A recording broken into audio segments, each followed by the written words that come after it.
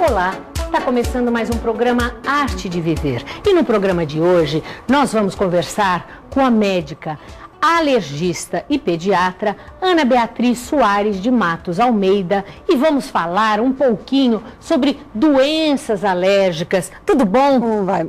Que prazer ter você aqui para falar um pouquinho nesse dia de Páscoa. As mães, né, vão se surpreender. Vamos começar falando um pouquinho. Quais são as doenças que afetam as crianças nessa mudança de estação, não é, Ana Beatriz? Então, agora no outono é muito frequente essas doenças respiratórias. Doenças respiratórias, tanto as viroses como as alergias.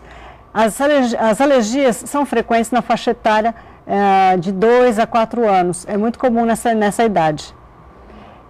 Essas alergias que você fala, entre 2 e 4 anos, que tipo de alergia? Geralmente são crianças que têm um componente alérgico e que têm sintomas respiratórios repetitivos, tais quais tosses, corizas, espirros, frequentemente deixando a mãe preocupada com esse tipo de sintoma. Nós estamos falando o quê? Por exemplo, podemos falar rinite, sinusite, bronquite, as ites se encaixam aí? Exatamente, são as rinites e as bronquites, ditas bronquites, que na verdade até 3 anos a 4, entre 3 e 4 anos, não se faz o diagnóstico de bronquite. É errado fazer o diagnóstico de bronquite em crianças menores de 3 anos. A gente considera que são crianças, são lactentes chiadores. No entanto, existe um nome já foi aceito de uma forma geral como bronquite, o que na verdade é um erro nominal. A partir de que idade nós podemos dizer que uma criança tem uma bronquite? Então, a partir de 3 a 4 anos, quando os sintomas se tornam repetitivos, é que a gente considera que a criança tem realmente uma asma brônquica, que seria o termo mais correto. E o que leva uma criança, o que faz a gente definir uma criança como sendo portadora de uma asma brônquica?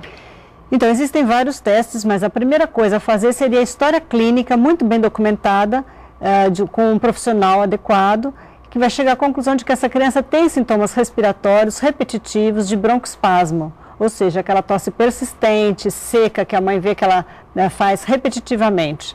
E depois disso tem os diagnósticos através de exames, exame clínico e exame laboratorial. O que influencia, Ana Beatriz? Uma coisa muito importante a dizer é que os testes que muitas vezes as mães querem fazer, esses testes são mais corretos de se fazer depois dos 4 anos de idade.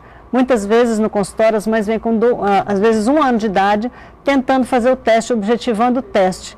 E na verdade esse teste nessa idade é inconclusivo. Mas que teste que você está falando? São testes alérgicos que podem ser feitos via cutânea ou via sanguínea. Aqueles que colocam várias coisinhas? Isso. Este ou o via sanguínea que existe hoje em dia também, chama-se RAST. Certo, mas me diga uma coisa, vamos supor, uma criança apresenta aquele chiado ou falta de ar, o que a gente pode fazer? Então, o fato de não termos um diagnóstico ainda correto, falarmos lactente chiador, não necessariamente significa que não vamos fazer nenhum tratamento. Existem várias coisas a fazer, algumas medicações e principalmente a profilaxia ambiental. Eu considero isso de suma importância, fazer a profilaxia ambiental. Então, o que seria isso? A profilaxia ambiental é você cuidar do ambiente em que a criança fica, durante todo o tempo que ela fica, a fim de que você torne um ambiente adequado para essa criança que é alérgica. Então, o que seria?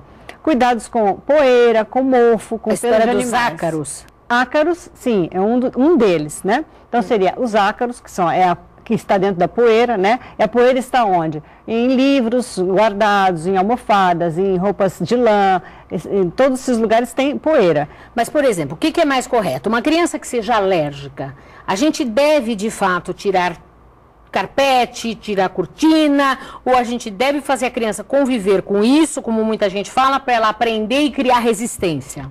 Existem várias teorias, mas a teoria que é mais aceita ainda hoje em dia é que deve-se retirar os alérgenos. Esses são os alérgenos, são substâncias que causam reação alérgica na criança. A alergia é uma reação exagerada do organismo. Então você deve retirar essas substâncias do ambiente da criança para que ela conviva melhor. Então são tapetes, principalmente o que acontece? A criança vai brincar sentada na frente da televisão e vem sentada no tapete da sala, onde estão os brinquedos e tudo. Nesse local é onde tem mais ácaro. É provado já, os locais onde tem mais ácaro, onde é? No tapete da sala e no colchão da casa da criança. Então, são lugares que a gente deve ter uma profilaxia, um cuidado muito maior. Além disso, são os pelos dos animais domésticos, que são também extremamente alergênicos.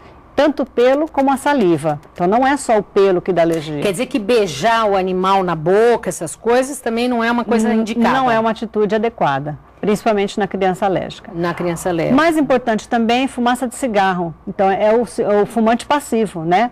A gente fala em fumante passivo e pensa em adulto, mas a criança também é um fumante passivo a partir do momento que tem uma pessoa na família que fuma. Já é provado através de estudos que as crianças cujas mães fumam têm mais chance de ter tosse, independente de ser alérgica. Elas têm mais tosse durante o ano inteiro do que uma criança cuja mãe não fuma. Bom, vamos falar mais no nosso próximo bloco.